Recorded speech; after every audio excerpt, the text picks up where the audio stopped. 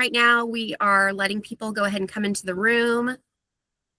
If you would go ahead and mute yourself as you come in, we would appreciate that.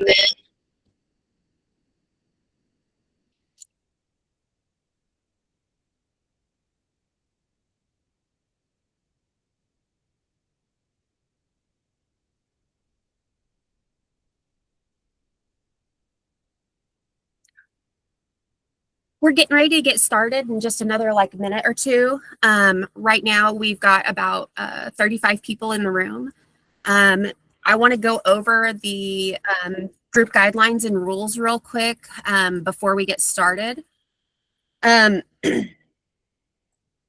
want to remember that we're going to be recording this event. So if you would like to have your privacy respected or don't want to be seen, you can mute yourself, change your name on your profile, or also take off your camera.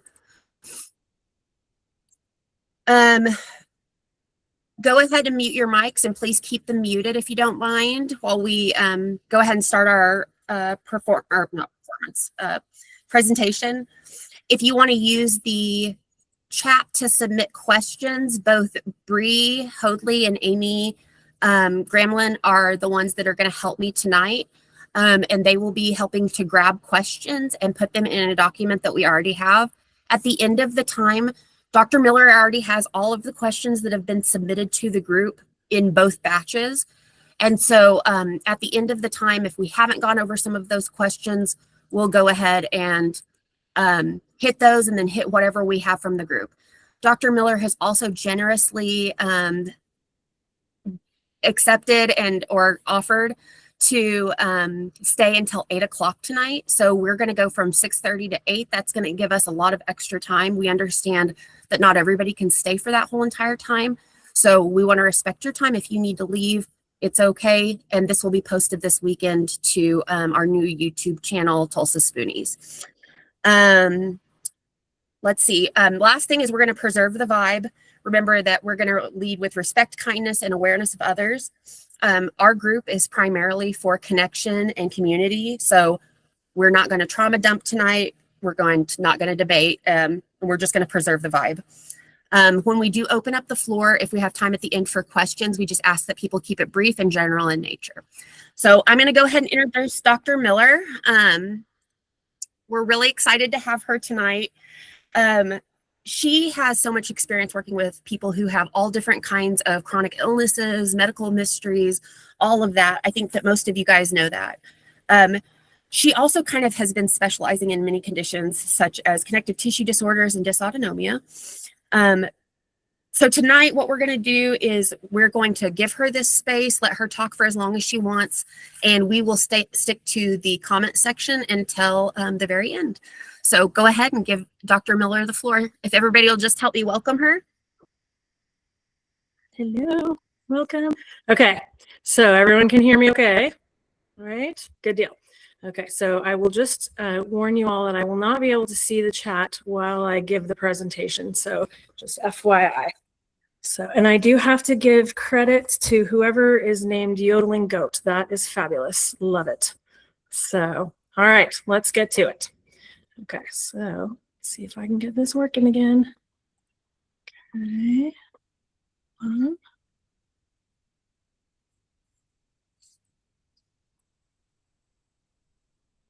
Here we go.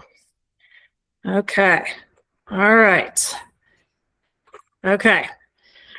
All right, so welcome everyone to my talk. My topic is navigating chronic illness in the U.S. healthcare system and seeing both sides of the spoon. And then I've added in some Ehlers-Danlos information at the end of the talk as well, just because there's been lots of questions about some specific things. So here we go. Okay, so just a little bit about me. I'm Canadian and grew up in Toronto and moved to Tulsa, Oklahoma when I was 16. And ended up going to high school here in Tulsa, and then I went to OU undergrad and then OU med school. After that, I finished my internal medicine training here in Tulsa at the OU Internal Medicine Residency Program and stayed for a year after that as a chief resident. And then I joined faculty, kind of branched out a little bit, and became a medical director at St. Simeon's Nursing Home here in Tulsa for several years as well. So I got some experience with palliative care. And then after that, I became the director of the internal medicine residency program at OU here in Tulsa, and did that for about 10 years. And so my job was basically recruiting medical students to become residents and train in our program, and teaching them up to be internal medicine doctors. I also had a clinic 1 half day a week, and then another couple half days a week working with the residents in their clinic. And so I did a lot of outpatient medicine for those 10 years. So during that time, my first, in 2016, is when I had the person who I call my index patient. And a lot of you have heard me mention her in the past. She's anonymous. I don't think she made it today, but there was a time when she started seeing me as a primary doctor. And one day she said to me, I have Ehlers-Danlos syndrome, and that's the thing that's connecting all my problems, and you need to learn about it, and you need to help me on my journey. And she said it in a much more eloquent way, but I basically at that time said, okay, and started looking into it. And once I started looking into it, I started realizing that, oh my goodness, there's a whole bunch of Ehlers-Danlos syndrome everywhere, and everyone who has it looks pretty normal and looks like a normal person, but they feel terrible. And so I couldn't unsee it. And so that's really where I started my first interest in Ehlers-Danlos syndrome. I do think that because I am also neurodivergent, many of you hear me mention that I have not autism,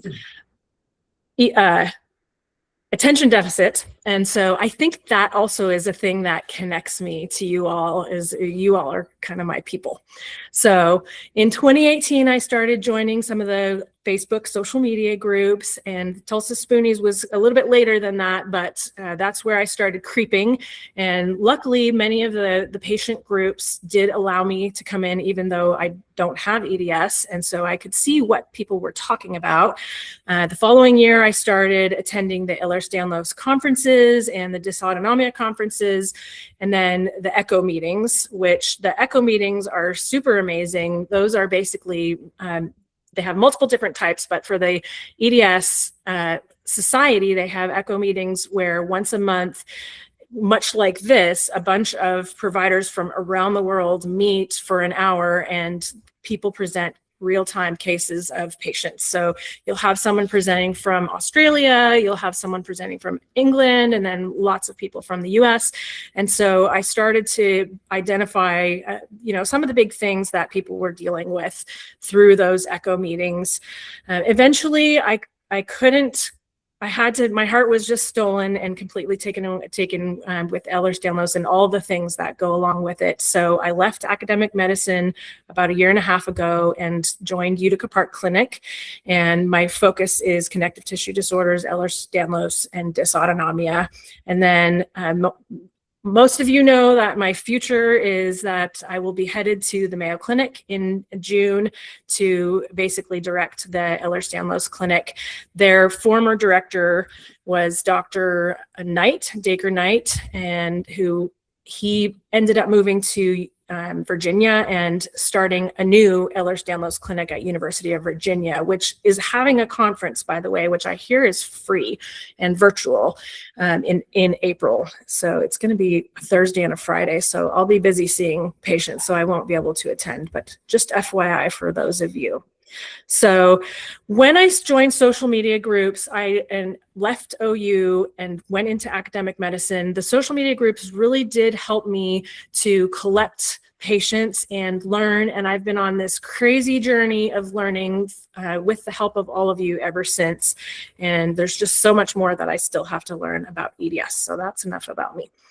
Okay, so the learning objectives of this talk are to discuss chronic illness from your perspective, and then discuss chronic illness from your primary care doctor's perspective, just so that you all understand a little bit more of what the other side looks like, and then understand how the US healthcare system creates major provider burnout. It's not specific to the US system. There's definitely provider burnout worldwide. However, the US system is definitely one of the worst systems that is causing more physicians to leave medicine than previously.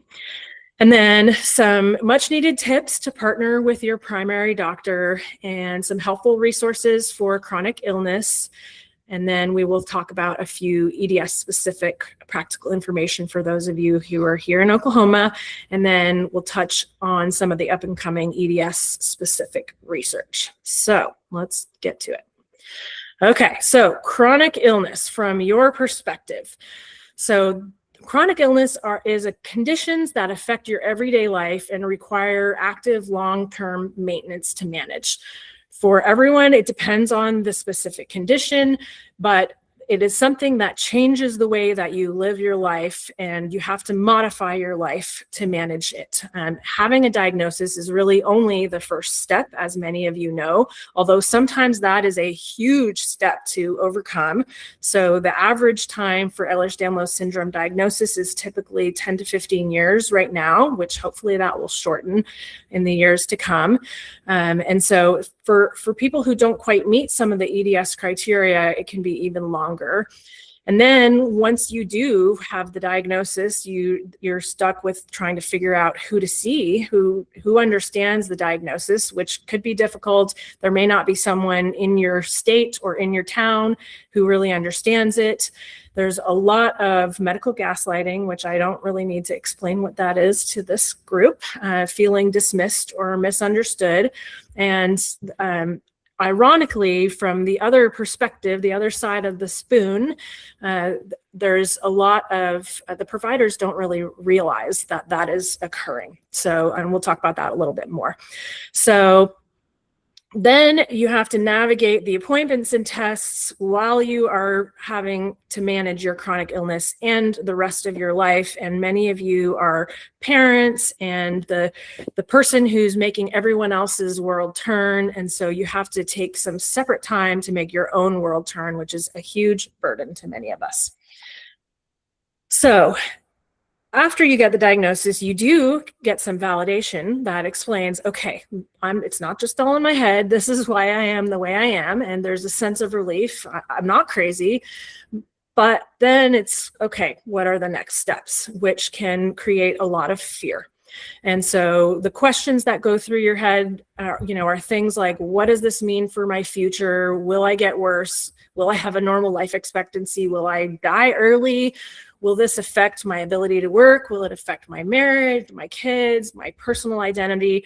And the answers vary depending on what the chronic illness is, but it certainly does affect most of one's life when you have a chronic illness. So it reshapes your everyday life. And a great analogy that I came across when preparing for this talk was that it's like having a constant companion you didn't choose. And so that's exactly a great way to describe it. Nobody signed up for this.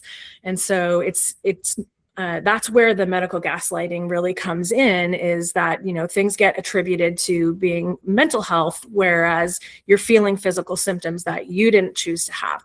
So, and then of course it's variable depending on the weather, depending on the barometric pressure, depending on what you did yesterday, depending on what you accidentally ate. Some days you're feeling okay, you have a great day, you have multiple spoons and it's barely noticeable. Other days, it demands your full attention. It takes your life into a full stop. You have pain, fatigue, symptoms, just the mental weight of knowing it's always there, the mental weight of knowing that it changes who you are and how people view you, and the fact that you have to convince your family that even though you look beautiful and normal, you can feel absolutely horrible and not be able to function normally is just a big mental burden. So it changes in ways that other people don't see. So much like the iceberg analogy, people see only the tip of the iceberg, but there's a whole lot more going on underneath. And that's really the best analogy for people who have connective tissue disorders, because it's the things that connect your whole body together. So you look normal. And so people do not see that your everyday life is affected, where you have to carefully calculate just simple things like getting out of bed in the morning.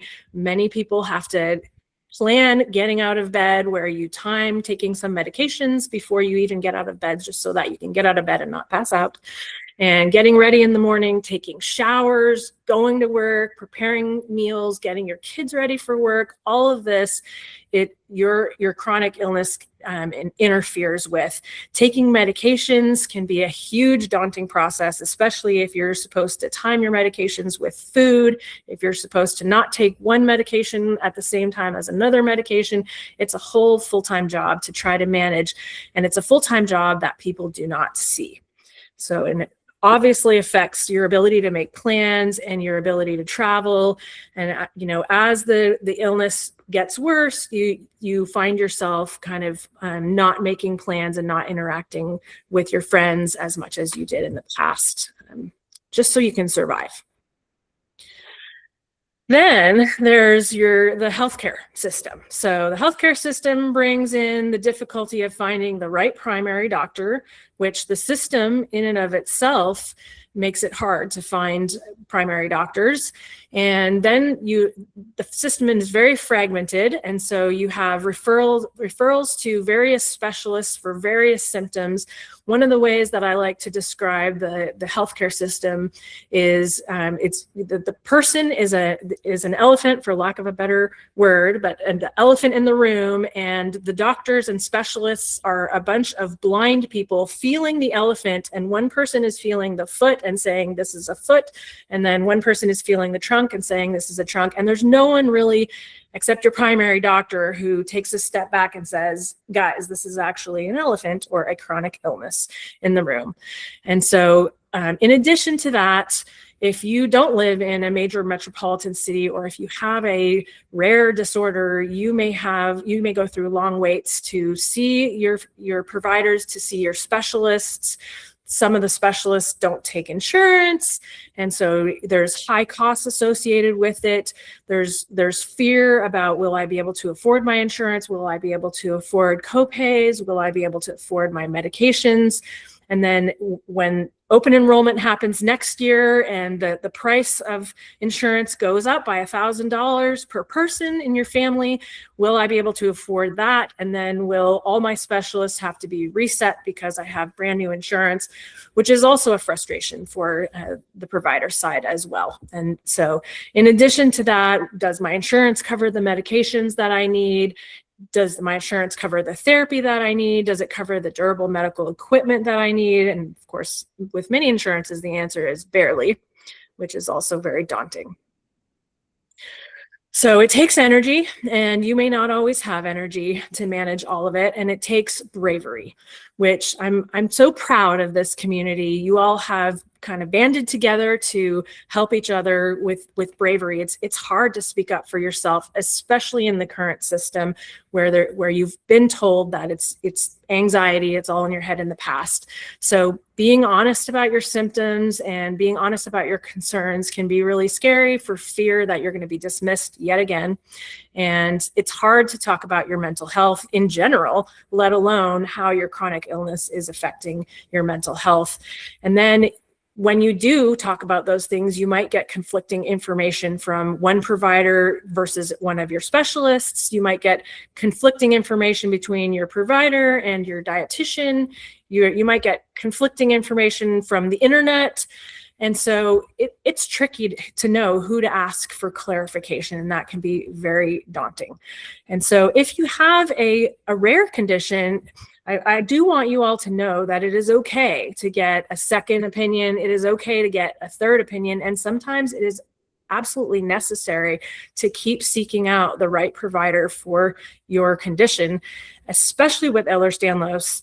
Really, it's quite new to the medical system.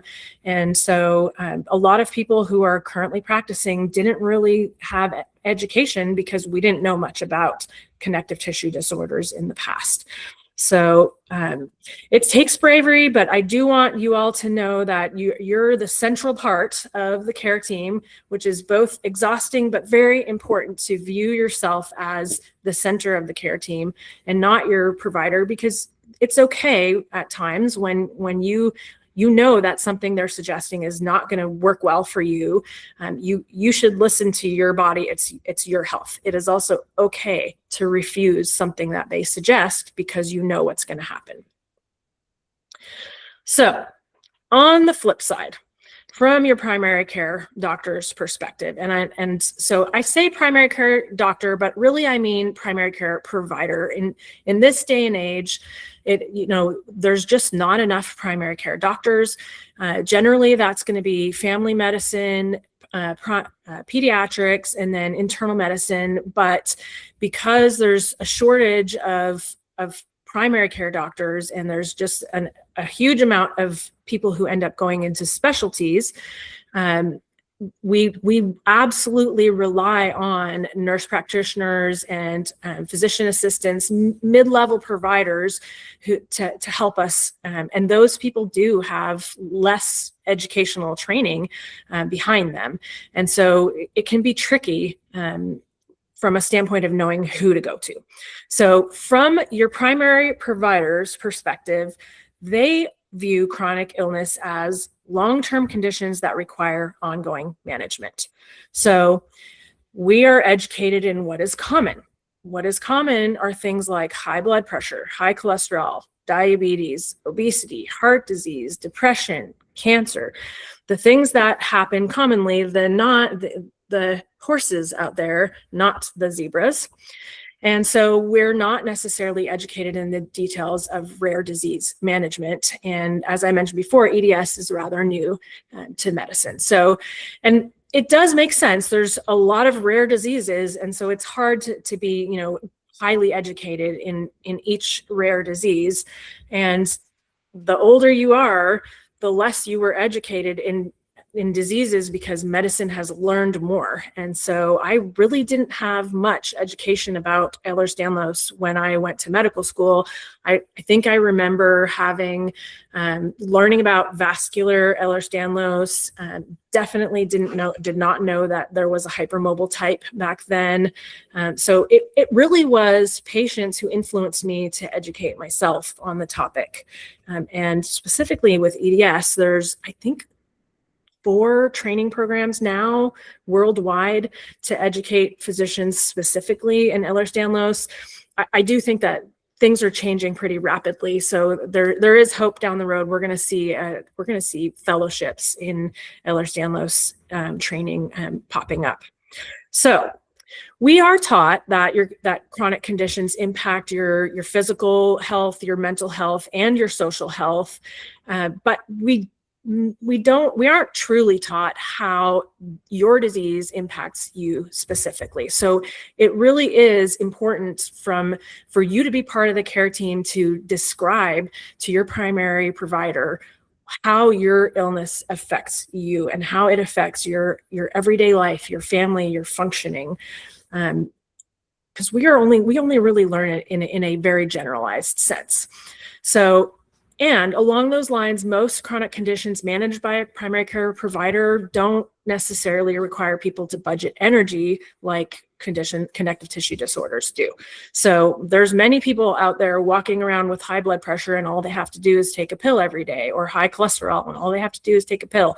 And so they really don't have to do all that much for their chronic illness as compared to someone who needs a mobility aid, someone who has to have a special diet, someone who has to manage a host of comorbid conditions like migraines and PCOS and menorrhagia and all kinds of things that go along with it. So your primary care provider is not necessarily looking at you and thinking this person has to budget their energy on an everyday basis. They need you to tell them about that. And so they may not be aware of just how big of an issue that is for your rare or complex disease. So how they view their role in your care is your primary care views themselves as the first point of contact with the medical system. They're the person who gathers all the information, puts all your medical history together, and then tries to figure out, where do we go next with this? What is the preventive care that's needed? And what is the long-term monitoring that is needed? And they're not considered a specialist for complex conditions, and they definitely do not view themselves as a specialist for complex conditions. And they're taught that it is their job to send you to a specialist when it is out of their scope of knowledge. And that's the standard of care. It's if something is out of your scope of knowledge, it is absolutely appropriate to send a person to go be seen by someone who knows more about it. So a lot of providers, when we think of things like cardiologists in primary care, we'll talk to each other and you'll hear someone say, well, that's why they pay the specialists the big bucks, which is absolutely true. Even though the primary providers are the ones who are supposed to bring it all together, the compensation is really in our system right now is really geared towards the specialists.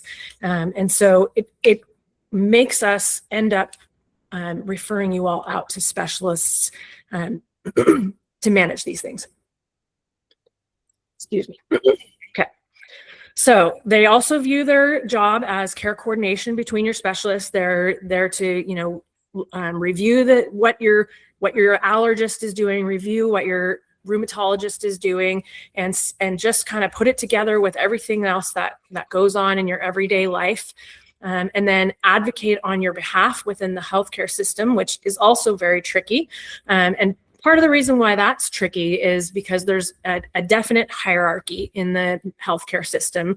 So when it comes to the way doctors view doctors, the more specialized you are, the more that you are viewed as an unquestionable person, an unquestionable authority in things. And the less specialized that you are, the more that you're at the bottom of the totem pole and you're the person that, that they say, well, just go talk to your primary care about that particular issue.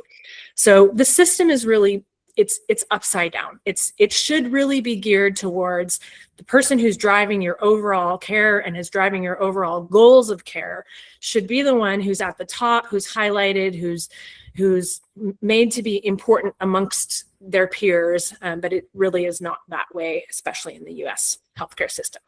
And then it is absolutely our job to do our best to offer you evidence-based recommendations.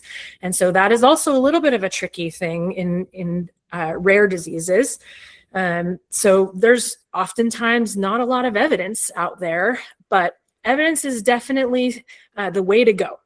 So listening to stories of, anecdotal stories of other people can be very helpful. However, you really can't prove that it wasn't, by some sort of other chance, or there wasn't some factor that wasn't considered that helped someone with their individual story. And so what evidence-based research does is it pools all those individual stories together and proves that in large numbers, the things that people are saying and doing and the medications they're taking really do affect their conditions. And so it is our job to provide the standard of care. And it's tricky because the standard of care is ever evolving. So when I went to med school, I think in the first week of med school, they told me that 50% of everything that I learned in med school was going to be obsolete within 10 years. And so I've now been a doctor for 20 years. And so basically everything is obsolete times 2. And so if you really have to do your due diligence to stay on top of the changes in medicine. And then your primary doctor is also supposed to work with you if you decline the evidence-based recommendations. So that is something called shared decision-making. And it's really one of the pillars of medicine is autonomy, which means the patient has the ability to make decisions on their own behalf as long as they have all the appropriate information to make those decisions. So patients decline things all the time that are evidence-based. Sometimes it's very reasonable, and sometimes it's not reasonable. A good example is statin medications for cholesterol. Statin medications have now been around for 40 years. So they've been studied up and down. There is a myriad of proof to show that lowering your cholesterol prolongs your life. It reduces your risk of stroke and heart attack. There's numerous multi-thousands of patient studies that prove it. Yet there's also a lot of false information out there that goes against it. And with the internet being widely available, social media being widely available, there's a lot of conspiracy theories out there as well. And so as a primary care provider, it is not my job to tell you that your decision is the wrong decision for you. It is my job to tell you this is the evidence, and let's talk about it together and see what makes the most sense for you. And so sometimes it's very reasonable to decline something that's evidence-based because you take the statin and it makes you have major muscle pain and you can't survive your everyday life. And it just, that's not the right medication for you. So shared decision-making involves both the provider and you, not either party telling one what to do or what they will not do. So from the primary care perspective, the system creates a huge amount of barriers. Earlier this morning, I was looking at, there's a popular group on Facebook called Physician Mom Group. And so what I love about it is it's all women and across all specialties across the country. And someone posted a picture of their morning schedule. And of course it was de-identified, so there was no patient information, but they did show how the patient was, their system allows their patients to self-schedule. And so the first patient of the morning, when it said reason for visit, the patient wrote, oh boy, where do I start? And so the provider thought that was hilarious and took a little snapshot and showed it to everyone. And the myriad of comments were, this is exactly what primary care is like. And a lot of people, the first thing that they saw was, oh, that's the first visit of the day. That's going to be a tough day. And so there's a lot of barriers from the primary care doctor's perspective, specifically from a standpoint of time. So your PCP schedule is generally filled up as much as possible with no breaks whatsoever, aside from lunch.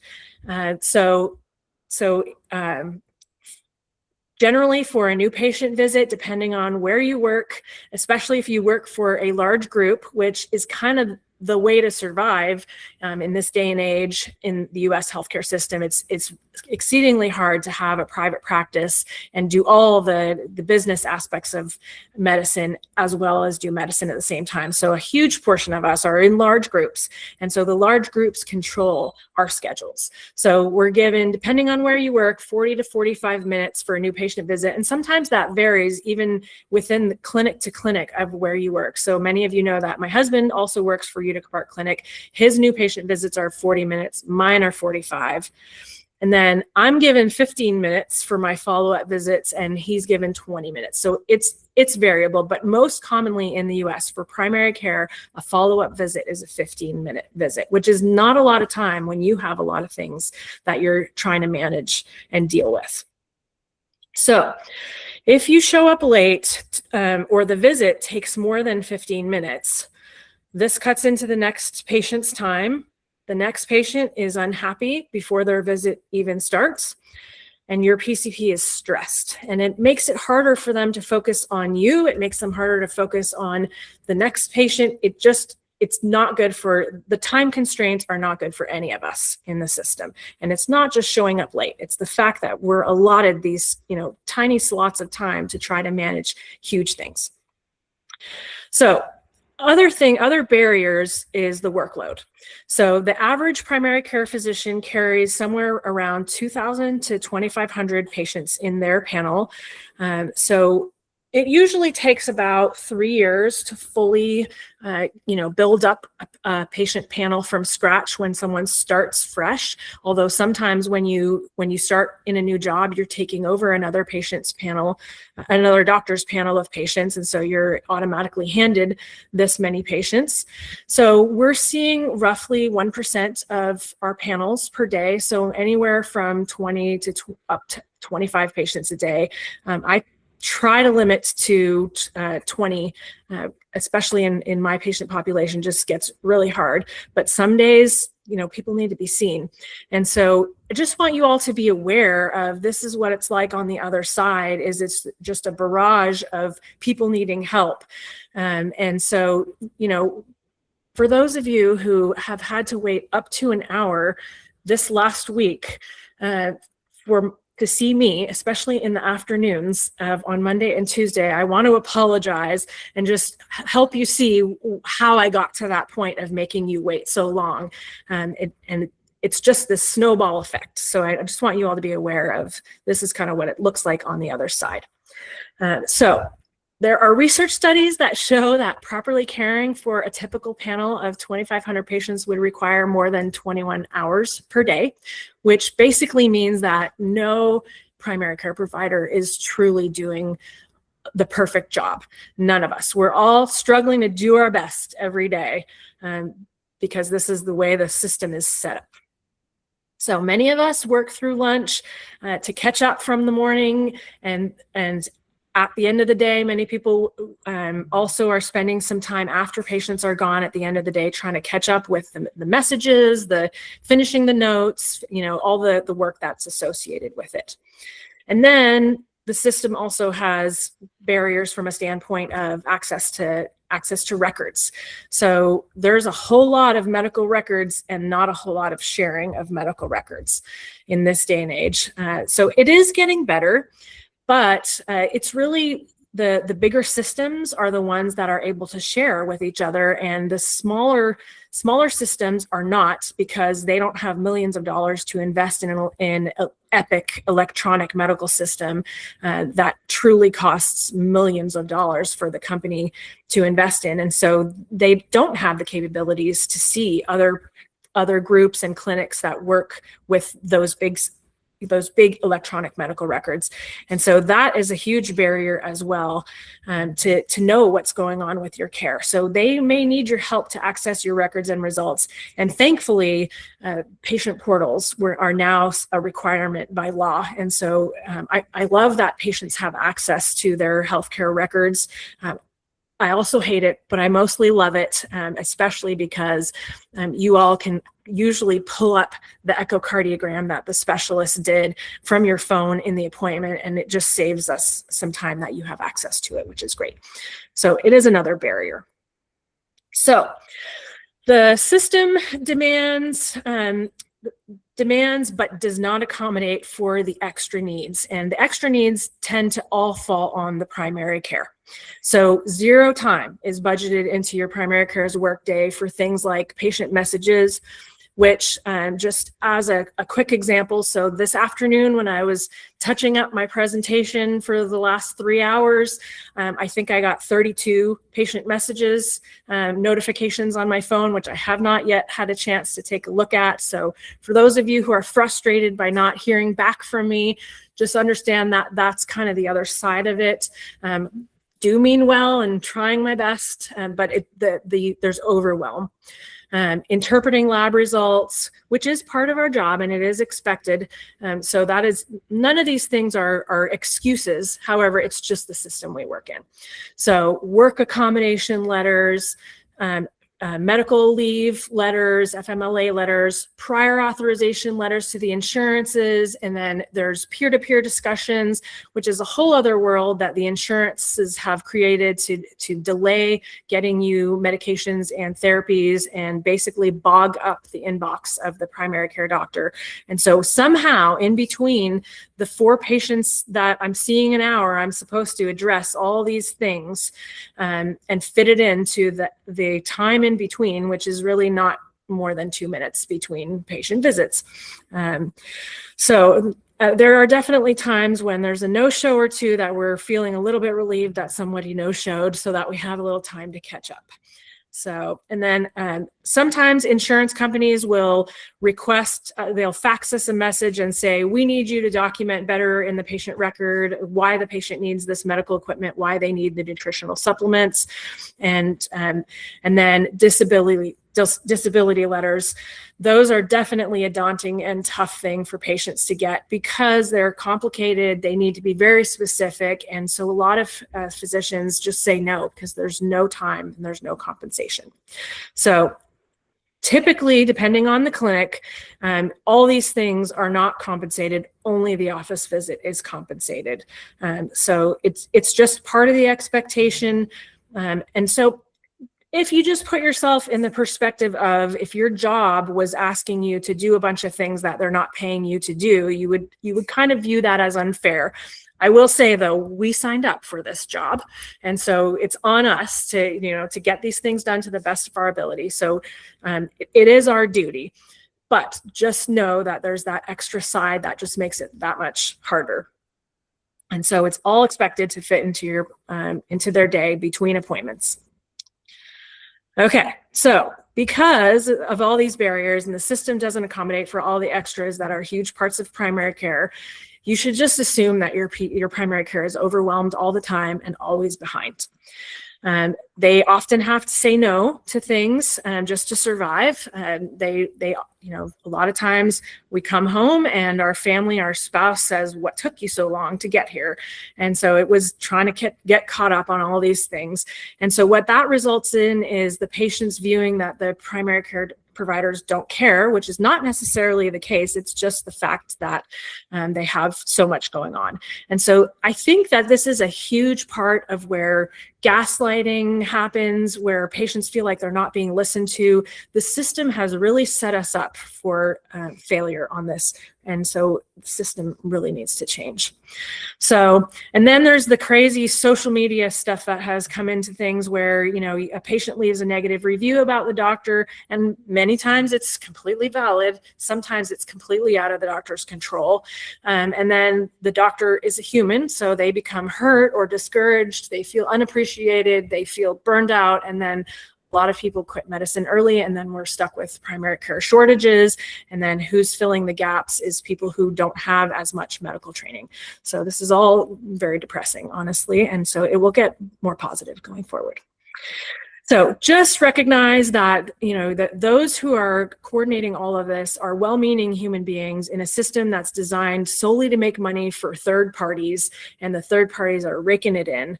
And we all started out wanting to help people genuinely. Nobody goes to medical school, to nursing school, into healthcare with intentions for money. Maybe some people do get distracted and go down that road, but the majority of us truly and honestly had good intentions when we started, and the system just burns us out. And so primary care system needs to change. And so just kind of an interesting example, which would be a great model for other places in the world. So Cuba, you would think that Cuba, being a third world country, would have a not a very good healthcare system. One of the ways that they have their system designed there is that the primary care doctors, basically they're assigned to the territory where they live. So the patients that they see are actually in their neighborhood, and they go and visit their patients in their homes and see what the patient's living situation is like and what the patient is dealing with. And so there's so many different models and changes of what, of ways that we could stop this crazy burnout. Although the first thing is to rid us of insurance companies. That would definitely improve things a whole lot. But there's all different novel ideas that could work. Okay, so now that we've talked about the system and both sides of what it's like for chronic illness, let's talk about some tips to partnering with your primary care doctor. So particularly when you are seeing a primary care doctor for the first time, if you possibly can, preparing ahead goes a long way. So preparing ahead does not mean bringing your whole binder of your healthcare history, although some of you do need to bring it, but providing them with a bullet point summary of your health history. And so keeping it to the most important things and keeping it to a bulleted point so they can kind of get the overview of everything. And then as you get to know them, they can then delve into the details of everything.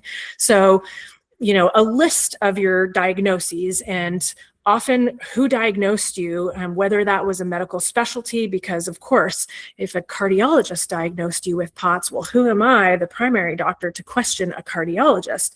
And so sometimes that can go a long way with them taking your conditions validly if you can prove that, or at least mention that your diagnosis came from a specialist. So for all of you who have been my patients, you were diagnosed by an EDS specialist because there's no formal training available anywhere. So anyone who self-educates can become an EDS specialist. So you can just start telling your new doctors that you were diagnosed by an EDS specialist, and that will hopefully elevate the diagnosis in their mind.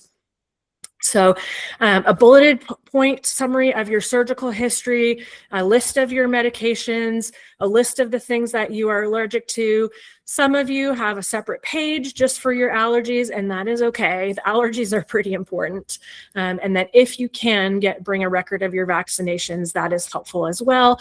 And then if you've had, your last mammogram, if you've had a bone density test, or if you've had a colonoscopy, if you can at least discuss, when you had it and if it was normal or not, that's very helpful for primary care, because their job is not only to manage your chronic condition, but to also try to make sure that they screen for things like breast cancer and colon cancer, send you for those tests. So, and then bring a copy of some of your written test reports. And that's not necessarily all the lab tests that you've ever had in your life. But if you've had an ultrasound of your heart, if you've had an MRI of a body part, bring the written test report of that to your primary doctor.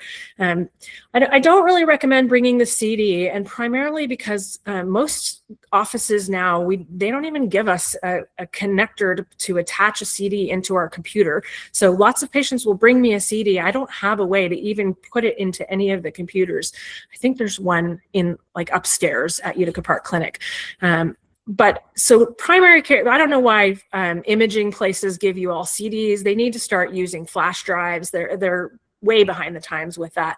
But specialists who are viewing these imaging themselves do have the capability to use the CDs. So save your CDs to when you go see the specialist for that specific thing, but bring the written test reports to your primary care doctor.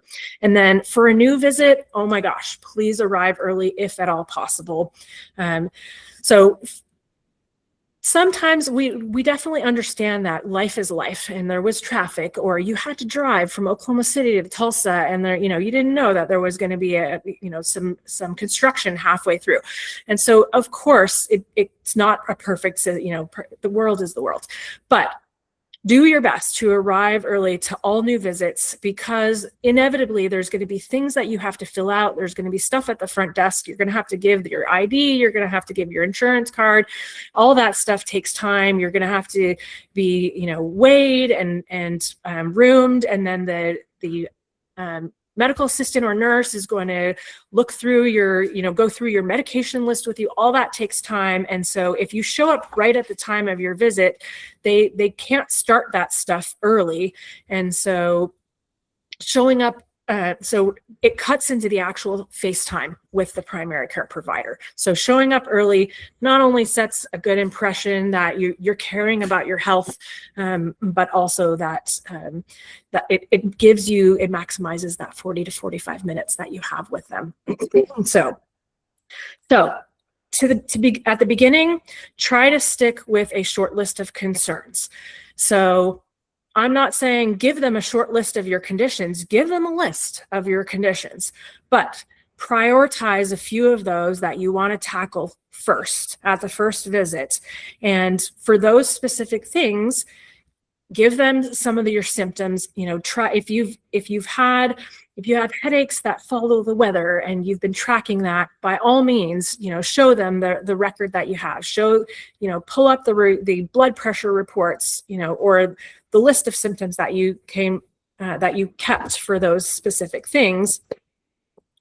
Just limit it to the most important things at hand if you have a long list of conditions.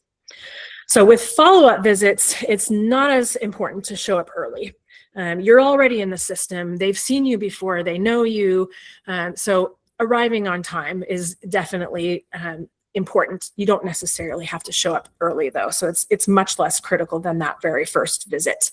And so prioritize those top needs, even for your follow-up visits. Ideally, stick to your top 3 concerns. There are a lot, like a lot of education of medical students in family medicine and internal medicine, they'll guide those students to, when they're seeing someone in a primary care clinic, to say, let's stick to those top 3 things. And so there's almost a little bit of an expectation that, your top 3 concerns are kind of the most important things. Sometimes, of course, you have a couple other things to add, and inevitably, your provider may have a few other things to add as well. And so most of the time you end up covering more than 3 things in a visit. But if you can kind of aim to stick to those top 3 concerns, they're going to see that you respect their time and that you respect that it's just a lot. And so that'll go a long way with gaining credibility. By the way, you all might see a cat walk by here. So just, she's amazing. So anyway, okay. So schedule follow-up visits, to accomplish the rest of the list, the things that are less important.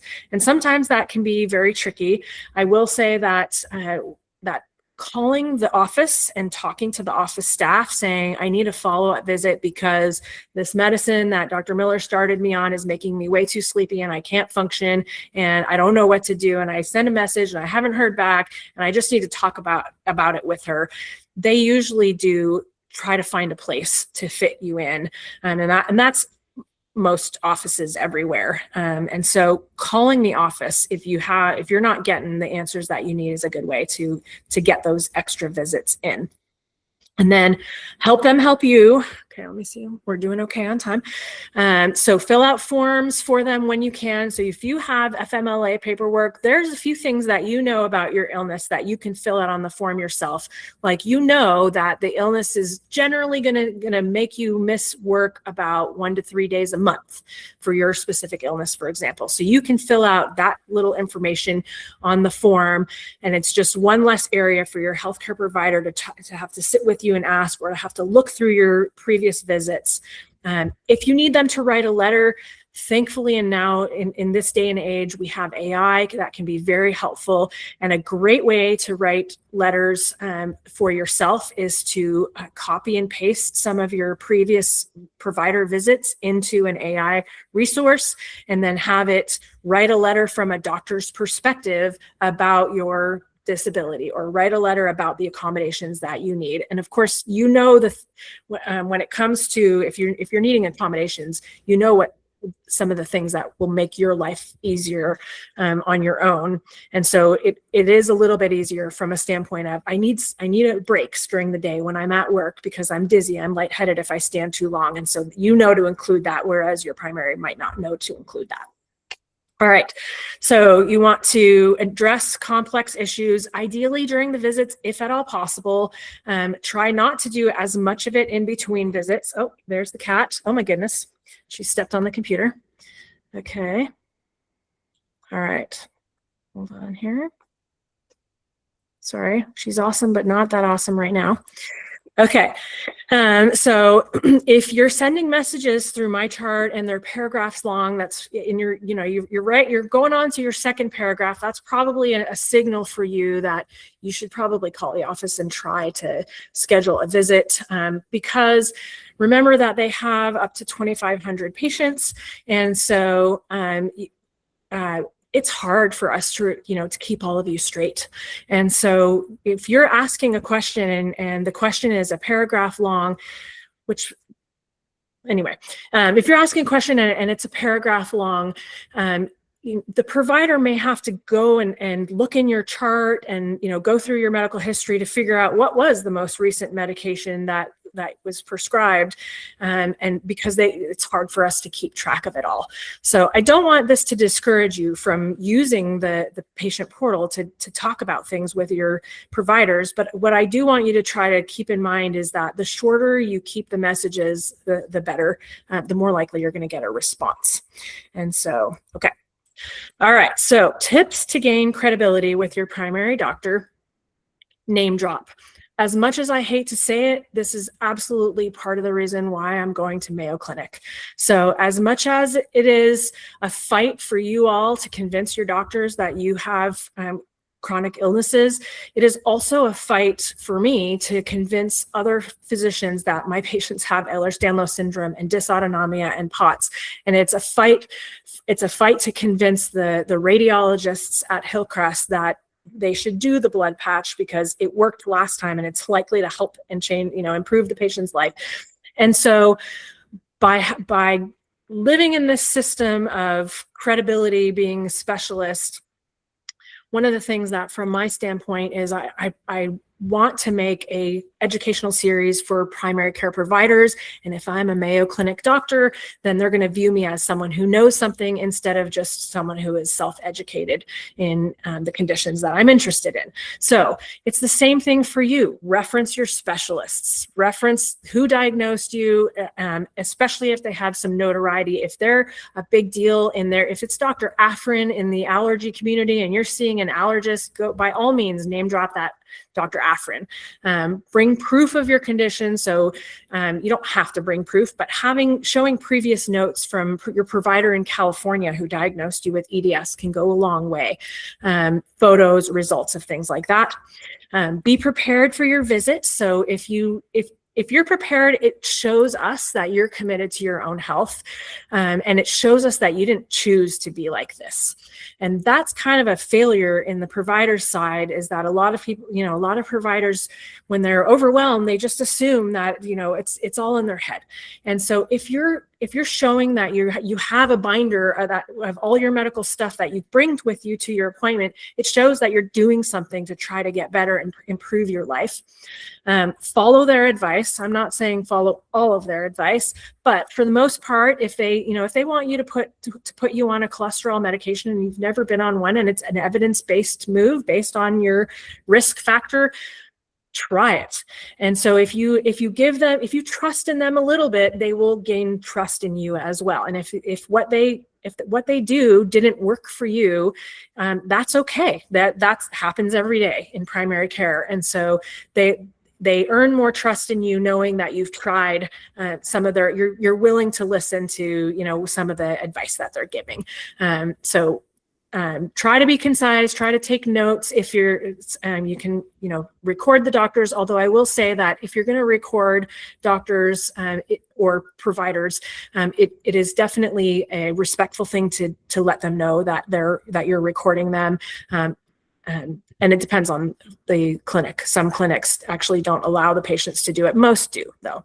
And then the other thing is seek out mental health care. And what I mean by that is if you're seeing a therapist and you're coming to see your doctor, you can say to your doctor, well, I see a therapist and my therapist says that I don't really have anxiety. And so the primary doctor is not really going to argue with that. They're going to look at it as you're trying to better yourself. You're trying to make sure that all areas are covered. So it is a-okay to seek out mental health care, as it actually makes you a little bit more credible with your doctor. So be honest. The reality of the habits of your life. So whether you're smoking THC, which is pretty darn common, especially in Oklahoma these days, it is with your primary care doctor, it is just best to be honest about it. If they find something out after the fact, it really changes how they view you. And so if you let them know, it builds trust. So, patients that are in chronic pain management, who see pain management, if they get drug screened, which is the law, several times a year. And if they, if cocaine shows up on their drug screen when they're taking opiates, and the doctor asks them, have you taken any illicit drugs? And they said no, the doctor never looks at them the same from that standpoint. But if the person admits to it before the drug test is done, grace can be granted. So I do encourage you to be realistic about your about life, because life is hard for everybody. So avoid overwhelm. Remember that your providers are also human beings, and they have an amygdala. So all the information that we receive from you all starts by filtering through our emotion center first, just like every other human beings. And so when we're overloaded, we tend to have some shutdown. And so try to do your best to avoid overwhelming the provider with everything at once. Try to pace with them, which I'll talk about in just a second. And then tone it down. And so when you all are with me, you don't have to tone it down. I have seen enough people who are suffering with chronic illness that I completely understand. I may not be living the life, but if I envision what it's like to live the life that you all are living at, I would be livid. I would be mad. I would be frustrated. So with me, it's a different story. With your primary care doctors, not all of their patients are going to be chronically sick. And so if you let it all out and you have a scary tone or a loud tone, they're going to interpret it through their emotion center first. And so if you just try your best to stay as calm as possible, which is not always possible, but especially at the first few visits, until you really get a good rapport with them, it does make a big difference in how they view you, because everything filters through the emotion center. And then one thing that I will definitely warn you all about is don't speak negatively about their peers unless you know it's safe. And what I mean by that is, so we all have families, and we all have family members that we love, but we hate. And we have family members that we can't stand. But if someone else who's not in our family talks crap about that family member, for some reason, we get defensive. And so it's the same thing with a lot of healthcare providers. If someone speaks negatively to you about another provider, and maybe they're friends with that provider, it may change how they look at you. So to keep your credibility, try not to speak negatively about the human beings. You can absolutely speak about, well, they didn't listen to what I was saying. That's different than saying they don't care. So just try to envision it in the same way as, my parents are crazy. They're definitely crazy. I try to avoid them as much as I possibly can. But if someone's going to talk crap about my parents, I'm going to become defensive. So same thing within your specialty. Okay, so tips to transform your primary care doctor. And I want to put this on all of your radar because I have been transformed, and there are lots of well-meaning primary care doctors who are ripe to be transformed by patients. And so once you have credibility, you can change your doctor's path or your provider. And so it was that patient of mine, that index patient, who said, you need to help me on my journey, that basically opened my eyes to, okay, let me look into this stuff. And I will say it didn't just take her one time to get me to, it took her probably 5 or 6 times for her to keep presenting me with the same information and then providing me with some resources to look into, which really did convince me. So ask them to learn more about your conditions. The younger they are, the more recently they've been trained, on the most recent medicine, the more of the rare stuff might be out in the open and might be something that they've learned about. And so they're going to be more open to partnering with you in this way. And when it comes to rare diseases and chronic diseases, you need someone who may not be perfect, but who is willing to look into things and go with you on your journey. So say yes to the AI tools. So the AI listening tool that I use in my clinic was completely transformative for me. I am not the greatest documenter. I used to think I was pretty good at documenting, but compared to what AI can document, it is way better. AI is not perfect yet, but it is so much more helpful for the majority of our conversation to have been documented in the note. When I'm having to write a disability letter, I can look at some of the details of what we talked about, not the bullet points that I had written without the AI. So if you can, try to use those AI tools. All right, we're getting there. Share info with what you've learned if you have a rare disease, and try to stick to the reliable resources. So the NIH, Cleveland Clinic, Mayo Clinic, the World Health Organization, the EDS Society, the whatever society, the Dysautonomia Society. Try to stick to those places. Definitely try not to stick to TikTok. And because the minute the word TikTok or Facebook comes out of your mouth, even though there's so much good information on those social media platforms, that's when you lose the credibility. So try to stick with the reliable sources, and then appreciate them. Just let them know that you appreciate their efforts, just with some words. And you all are just the most amazing group ever. I hear words of appreciation all day long. That's what keeps me going. So keep it up with your other providers, and then make sure that you choose a provider who fits with your complexity. So in general, in general, doctors who are trained in internal medicine, we are trained on complex medical diseases. And so family medicine there are some amazing and brilliant family medicine physicians, but they have to learn all of pediatrics and all of medicine. And so really it's impossible for someone to, delve into the details. So if you're a complex patient, you may want to try to stick with doctors, and ideally, if you can, internal medicine doctors. And there's no difference between DO or MD. If you have Ehlers-Danlos, honestly, DOs understand the musculoskeletal system better than MDs. So if I knew this is where my career would go, I would have been an MD instead of a DO instead of an MD.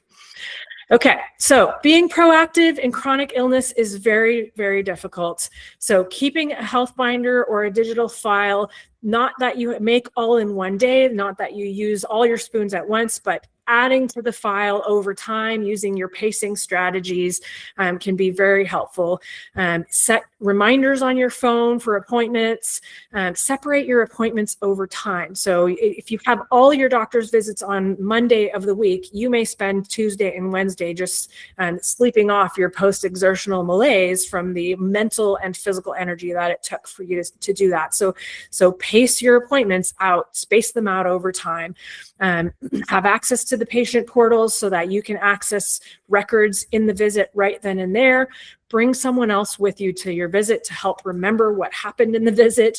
You can also, especially if if your doctor is in a large system, ask for a case manager or a patient advocate. You can also contact your insurance company. They often will have case manager and patient advocate available to you, especially for complex patients, to try to help fill in the gaps of the time that's that the time constraint that your primary care has. And then use accommodation resources as well. So if you need a handicap placard to park near as close to your doctor's office as possible, ask for that handicap placard. Okay, so if those of you have not ever heard of the term pacing, I stole a couple slides from the fatigue summit that the Ehlers-Danlos Society had in 2023, where they talk about if you have a task, pacing means piecing it out into specific parts. So if you're going to make cookies, you might spend a few minutes identifying and acquiring the ingredients, and then you go rest.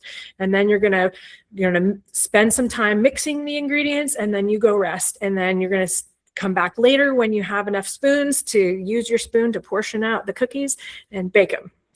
And so that's basically the concept of pacing, which is honestly very frustrating, but it is a way to survive and accomplish things. And so things that affect your energy levels are sleep, pain, how you view yourself, the satisfaction with your management and your treatment, participation in relationships and community, your ability to get from here to there without feeling dizzy or passing out, your perceived extent of joint hypermobility, which can change over time, and then your physical activity. And so motion is lotion for anyone who has a connective tissue disorder. Obviously, you can't always stay in motion, but moving as much as you possibly can in the setting of your fatigue is going to keep your body moving longer.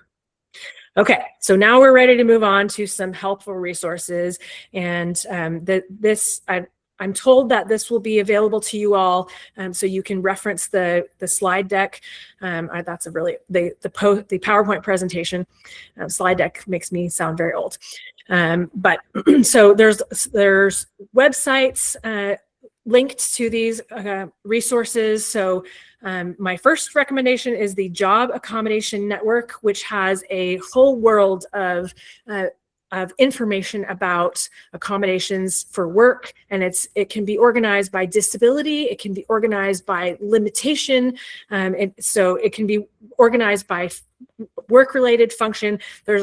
Check it out. There's a whole bunch of things. So if you feel like you can't accomplish something appropriately at work because your computer screen is too bright and it's giving you headaches, that's in here on the Job Accommodations Network. The National Council on Disability is also a federal agency that has some of the policy and the laws related to disability and work. There's some resources and links to Social Security, how to get that, how to get food stamps.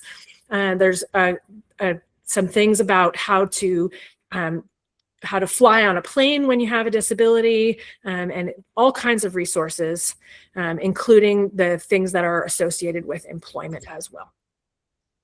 Another great helpful resource is oklahoma.gov, and that is where you can get your disability placard. So you need to have a physician or provider who is willing to fill it out on their end.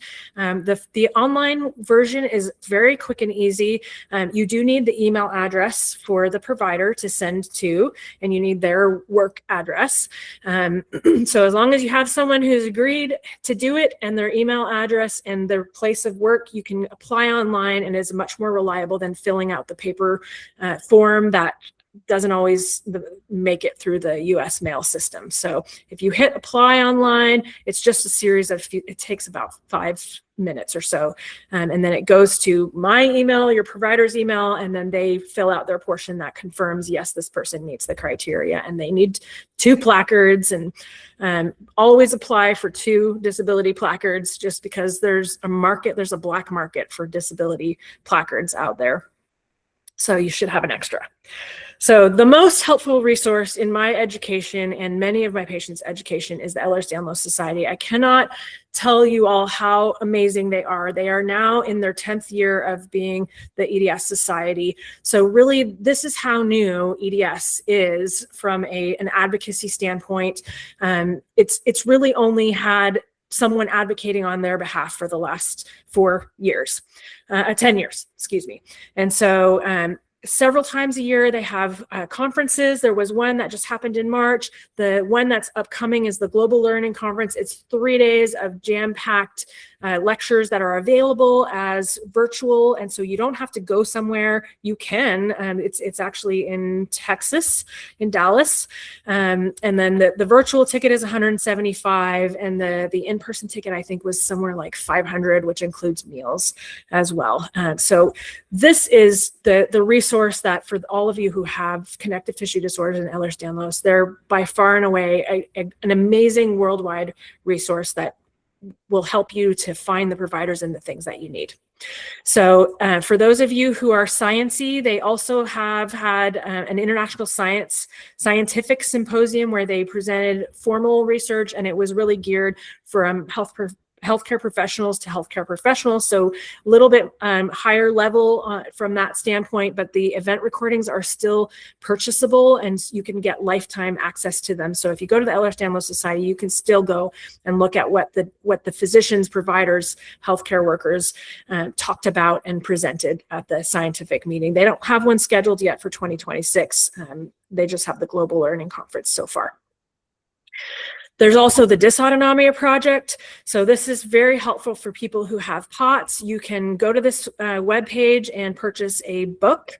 There's a bunch of education on there for patients and for providers. So you can also direct your provider to this resource as well, with about things like orthostatic intolerance, inappropriate sinus tachycardia, and how to manage your POTS. And then you can also, and this is what my index patient did for me, was nominated me so between June 15th and July 15th each year, you can fill out a form, and it's unlimited forms that you can fill out to nominate a provider, and they send a book to that provider. And so I got a book at my workplace that said, your patient nominated you as someone who should read this book. And so I did. And so it's actually a really cool book. Like one side of the page is geared to the person who has the dysautonomia, and the other side of the page is for the providers. So it looks very thick, but it's actually half the thickness of what it looks like. So, and then I'm not super versed in long COVID, but there is a whole alliance as well. And so for those of you whose POTS and all that started related to long COVID, there's a society as well, the longcovidalliance.org as well. And then many of you have heard about the Bendy Bodies podcast. There's various other podcasts. The Bendy Bodies one is probably the most famous. Dr. Bluestein, she has Ehlers-Danlos herself, so that does put her perspective, a little bit more in your shoes. She's been doing this the longest. She's been a huge proponent. And then she now has combined with Dr. Knight, who is the person whose job I'm about to take over at Mayo. Since he moved to University of Virginia, he's now her co-host. And so he is also managing that podcast. It's free. It's amazing. Get podcast in your app store and look at the Bend It Bodies podcast. Okay. Oh my gosh, I'm so sorry. This is long, but I have lots of just a few more things. So specific EDS related info. Number one, getting a diagnosis. For those of you on this call who are listening to this who have not had a diagnosis before, we do have a few providers who are making the diagnosis. Dr. Chorley in Bixby, Raven Arnold, who's also in Bixby, who has teamed up with him, and then medical genetics. So for those of you who are wanting your children to be diagnosed, no primary care, no specialist can argue with a geneticist. And we do have pediatrics genetics at St. Francis here in Tulsa, and then there's adult genetics at OU, and then also Dr. Poland at MedX Genetics in Oklahoma City. So if you can't find a provider like Raven or Dr. Chorley, then by all means get on the list with a geneticist, because none of us can argue with that. If you're seeking out a diagnosis of dysautonomia or POTS in Oklahoma, there are some specialists, some cardiologists, Dr. Marcus Smith, and then Dr. Stav Ruckus at OU in Oklahoma City. There's a neurologist, Dr. Pendergraft in Norman, and truly the better place to go would be to go to UT Southwestern, where they have a dedicated dysautonomia clinic, and they do all the formal testing, not just a tilt test, but formal testing for all types of dysautonomia. So if you have the means by which to get into that clinic, that would be the better place to go for a diagnosis. If you're seeking out a diagnosis for mast cell activation syndrome, most of the allergists in Oklahoma are pretty good at this. Some of the older allergists are still in denial about it, but the majority are pretty great. You may need to go to Oklahoma City to see an allergist, just because some of the Tulsa allergists have retired recently, and so we do have a shortage in Tulsa. In my opinion, the best allergist in the state currently is in Oklahoma City. The best MCAS allergist. And then if you have mastocytosis, which is thankfully not as common as MCAS, mastocytosis is basically a bone marrow problem that causes your mast cell problems. I strongly recommend seeing Dr. Shekel here in Tulsa, who's a heme-onc specialist, but also allergists deal with mastocytosis as well.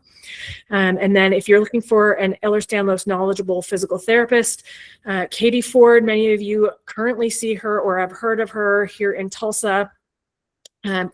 Before I left academic medicine, Katie was the first person that I met with to ask, are there enough people for me to see, specialize in this? And of course, she told me that I would be full. And so Katie Ford is excellent. Allison Barnes in Oklahoma City is absolutely excellent as well. And then PT Solutions is really quite good at Ehlers-Danlos after the last 2 years, and they're across the Tulsa region. But honestly, physical therapy is not the hardest provider to find who's EDS aware. They are seeing patients with hypermobility, and they're working with those hypermobile joints. So in general, you're going to be okay when it comes to physical therapy. I will say, if you're in physical therapy and someone makes you do something that your body says no to, that might be a red flag for you. But it's going to be better with physical therapy than other specialists.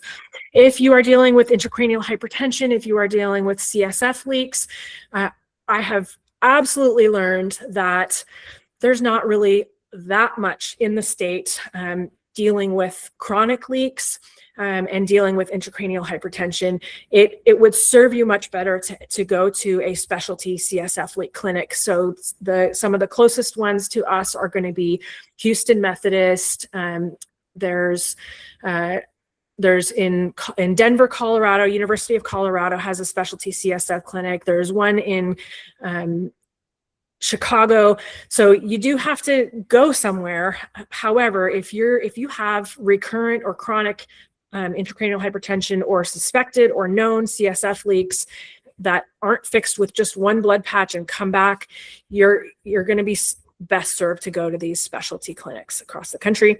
If you have autoimmune conditions, there's plenty of rheumatology to help diagnose autoimmune conditions, although the Tulsa market, unfortunately, is very saturated. We don't have enough rheumatologists. And so it may be worth it to go to Oklahoma City to get your diagnosis. And then chiropractors, much like physical therapy, do understand hypermobility a lot better than primary doctors and mainstream medicine. So I'm really only familiar with the ones in my area. Dr. Mike Van Antwerp at Zova, Dr. Standridge at the Standridge Clinic, Dr. Marshall at the Marshall Clinic in Owasso, and then 918 Chiropractor are some that off the top of my head are absolutely fantastic. The majority of chiropractors are going to be great. The only thing you really need to know about chiropractors is if they're working on your neck, never let them do the fast neck manipulations. That's pretty much the only risky thing that they do. And the ones who know what they're doing generally don't do the fast manipulations on the neck. Okay, so for Ehlers-Danlos and for pretty much all the societies, they do maintain healthcare professionals directories. And so this is actually the people who are in these directories, we have to update our profile every 6 months or we get kicked out of the directory. So these people are actively keeping their names in the directory to let you all know that they're looking, that they're someone who you can find who's safe for your condition. Same thing with spinal CSF leaks, for example. Same thing with Dysautonomia International. Okay, and lastly, let's talk about future research with Ehlers-Danlos. So there are some new hypermobile Ehlers-Danlos criteria coming out in December of this year. And so this is definitely the things that those of us who specialize in EDS are very excited about. The EDS Society created an international consortium of all the big world specialists in hypermobility who have been meeting to cover all the topics. And so based on all the expert opinions and the research out there, they have created some new criteria that will be out in December. And so what those criteria are looking at is refining the Baton score. So the Baton score has its limitations. As many of you know, the Baton score doesn't look at your shoulders, your hips, or your ankles, which are huge in Ehlers-Danlos syndrome. So they've been looking at that and trying to refine that score. They're gonna also add some genetic markers. The kallikrein gene family is the big one that's been recently discovered, although I highly suspect that there's going to be many more genetic markers as time goes on. And then there's been some talk about whether hypermobility spectrum disorder and hypermobile EDS are actually the same thing, just on a spectrum. And so that's going to be teased out a little bit. And then they're going to add to the criteria some of the comorbid conditions, which is super awesome from that standpoint. And then there's also some talk about some potential biomarkers. So I am looking forward to hearing the new criteria. which you will be able to see on the EDS website. Okay, so my future hopes and dreams for EDS research at Mayo Clinic. One of the top things on my list is the spinal cord, the brain fluid pressure, and the barometric pressure, and how everything fits together. And so I just wanted to show, hopefully this works, a video of, so in 2021, a grad student created, hold on here, let me make sure that's playing, there we go. A grad student basically put together a bunch of MRI sequences to show how much our brain fluid is actually flowing and how much movement there is at our brain stem and at the spinal cord. So if you look at the unamplified 2D data, that's what most neurosurgeons and physicians are looking at when we're looking at the brain, but the reality is closer to this middle picture, the middle video showing that everything moves. There's a high probability of things being compressed because of the amount of movement. And if you have too much fluid in various areas, it can cause all kinds of issues. So this is definitely a huge area that I'm hoping and planning on researching at Mayo Clinic. And then another huge area is formally proving the limitations of our imaging. So for those of you who have craniocervical instability, which I think is way more common than even I realize, some of the recommended imaging modalities are really limiting. So the upright MRI, they put you in a collar, that prevents you from fully flexing and extending. So it's underestimating. When we do most of our imaging, you're all laying flat on your back. And so if we're looking at blood vessels, well, gravity is filling up those blood vessels. So they're all nice and plump and juicy in our laying down imaging. And so some formal research in that is much needed to prove that we need more dynamic imaging that shows what happens with movement, what happens with gravity, and then so, and then, and we need less invasive testing. So here's an image of a CT myelogram. A CT myelogram is currently the main way to diagnose CSF leaks in the spine. And as you can see, it is an invasive test where you have to put a needle in the spine and push contrast into the spine to show where there's leaking. We need to come up with ways that are not invasive to patients as well. And then also on my list is teasing out some of the autoimmune conditions with EDS. So this is not an article by me. This is just an article from last year that basically links the autoimmune diseases and EDS together, and just to say that there's a much higher rate. And so for many of my patients who have a weekly positive ANA that's not diagnostic of lupus, why is it that you respond very well to some of the lupus medications? Well, it's because there's autoimmune conditions that we have not researched yet. Okay, I am done. So now I will end the show and join you all back. Well, thank you so much. We do have a few questions that we have gathered up, so I'm going to go ahead and let you know. Okay, so one of the questions is, how do we practice self-love with ourselves when we have a mountain of diagnoses? I would say, that's a really good question. I am not a good person for self-love, I have to admit. So I think the best way is to surround yourself with people who go through the same stuff that you do. Because when you look at the other people who are you see your friends who have EDS or who have chronic illness suffering, you don't look at them and judge them in the same way that you judge yourself. And so tell your friends when you see them, tell them, don't judge yourself. This is normal for us. This is okay. You're loved. You're important. And just surround yourself with people who are going through the same experiences, because you wouldn't judge them in the way that you judge yourself. And so hopefully that will slowly shape the way that you judge yourself. That's awesome. Thank you. Okay, so another question is, what are we to do when some of the local PCP providers that we have suggested in the group are now saying that they don't want chronically ill patients? Okay. This person's PCP had also said this, that because of all the recent calls that they were getting. Is there a way to navigate that on our end? So one thing that I do suggest is to consider the university clinics.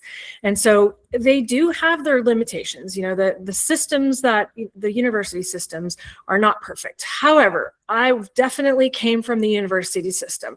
The reason why I was impressionable by my patients is because I wasn't a full-time primary care doc, because I was only a part-time primary care doc. So I did have some time to look into these things. And so I do strongly recommend that you do consider looking into OU and OSU internal medicine clinics as a place to go, because you might be able to get them on your side and impression them more and have some influence on the trainees. The other thing is that in general at those clinics, there's going to be two brains looking at you. And so that is also nice to have, someone with experience, but someone with an open mind also as well. So that is what I would definitely recommend is don't take them off your list, put them on your list. I was there. That's how I became who I became. So. That's awesome. Okay. Let's see. We have someone that suggested, would you be interested in ever getting on Takeaway MD as an informational creator? It's similar to TikTok, but it's medical. Okay, so the answer to that is I am waiting for Dr. Nance to respond back to me to help me figure out how I can get on there as a provider and not as a person. So I have not figured out how to get on it from the provider side yet. Excellent. For her to respond. And to go along with that, are there other ways that we can follow you and your journey, whether it's through Mayo or through your just personal journey? Is there a place that we can follow you? So the biggest place is going to be the Ehler-Danlos Society. If you've ever attended any of the EDS Society conferences, there's always someone from Mayo Clinic. And actually, that's part of, I would watch these videos from Dr. Knight, the internist at Mayo Clinic, and say, I could do that. And so that's what I want to do. And so my plan is to be presenting at these global conferences with the EDS Society. So right now, that's top of my list of where you can follow me. So I don't know if, what the rules are from a social media standpoint, if they're going to let me branch out like Dr. Nance does or not. I have yet to learn about that. Okay, so one of the other questions is, how do we deal with specialists who might listen in the beginning and then disregard? Maybe even about medications. So, all right. So I would say give them a chance. You may catch them on a day where they've had a rough day, where they've had a difficult patient in the morning who's just made them judgy that day. And so when you show up to see them again in a couple months, they have a totally different attitude, which is very confusing, but it's the reality of life. So give them a bit of a chance. But if it doesn't work, there's that voice inside of you that says this is not the right person for me. And so start looking for someone else. Perfect. Thank you so much. Okay, so another question is, you had talked to us about setting up with our new providers. Initially, how often should complex or chronic illness patients be scheduling appointments with a PCP? This is a very good question. Okay, so honestly, in my opinion, if you have chronic illness like EDS, you probably should be seen every 2 months. Because this way you can parse it out. You can address those 3 top things, and then at your next visit, which is 2 months, is not too long of a time. So that would be my ideal follow-up time for all of you, except that my panel got so full that I had to, make you all show up and see me every 3 months instead of every 2 months. So ideally, every 2. Okay, perfect.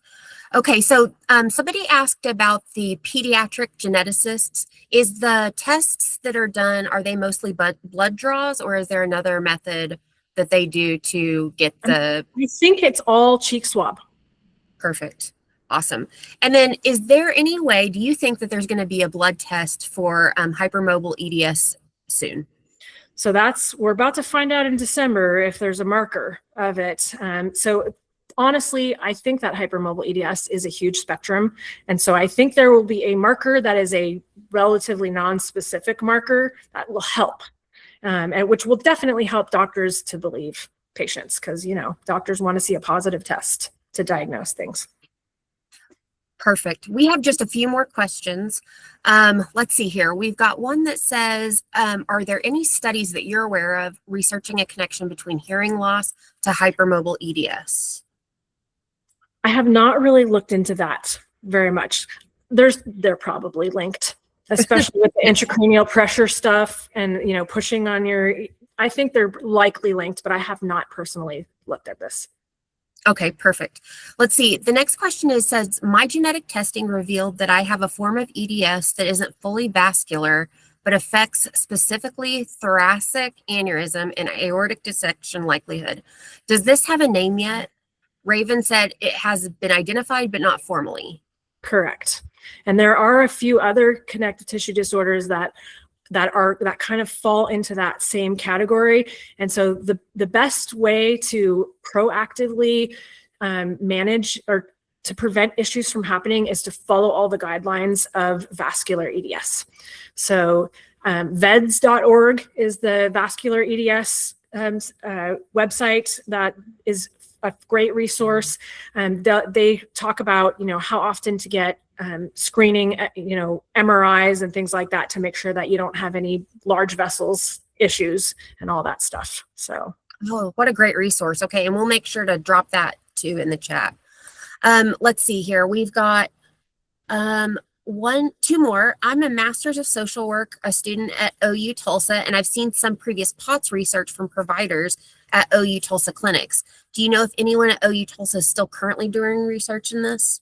So I am not aware of who did any POTS research at Tulsa. I do know that Dr. Stavrakis in Oklahoma City, the cardiologist, is actively doing POTS research.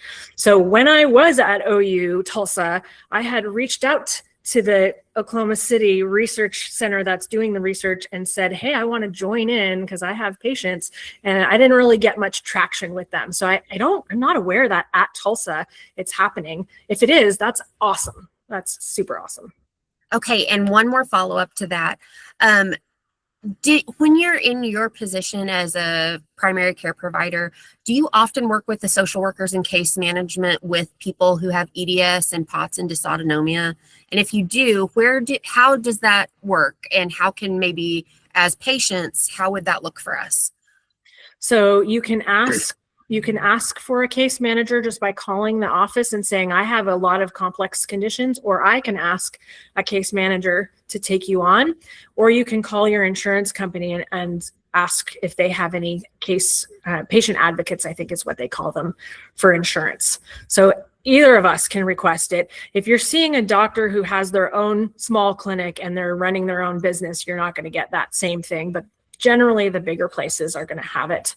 So well, I appreciate it.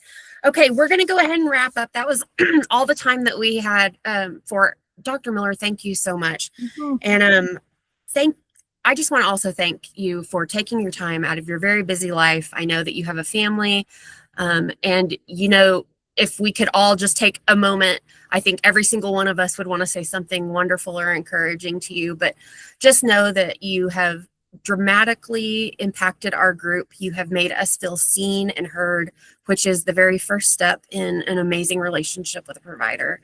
So thank you so much. And also thanks to Bree and Amy for moderating tonight. Thank you guys for showing up. Our community is only what we make it. I say this all the time, but our community is a community because we have community members. And so thank you, each and every single one of you, for showing up tonight. And we'll go ahead and start logging off now. You guys have a wonderful evening. Bye, everyone.